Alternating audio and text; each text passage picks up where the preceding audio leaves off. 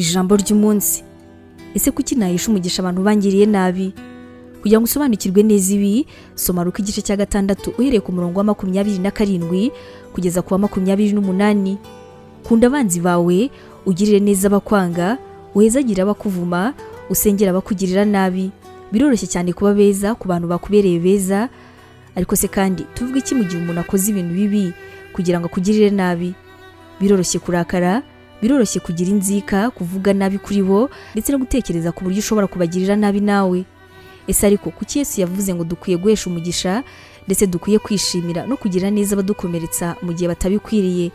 Impamvu ni ukubera ko atari ku bwabo ahubwo ari ku bwacu.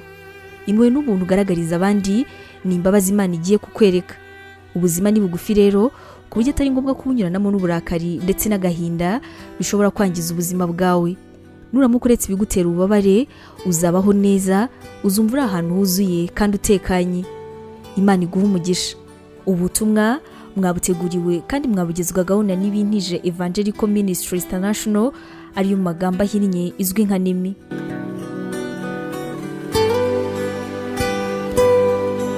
Waba utekereza ko wahamagariwe gukora umurimo w'Imana?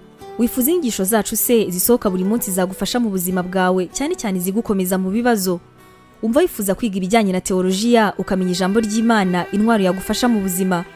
Duhereye kuri iki kibazo cya nyuma, niba igisubizo cyawe ari yego, ngufitiye inkuru nziza cyane. Iyi nkuru nuko tugufitiye ishuri rya teolojiya kandi wigira ku buntu. Mu ishuri ryacu harimo porogaramu zitandukanye zirimo nka Pastoral Studies, aribwo buryo wakwiga kuba umuvugabutumwa mwiza cyane.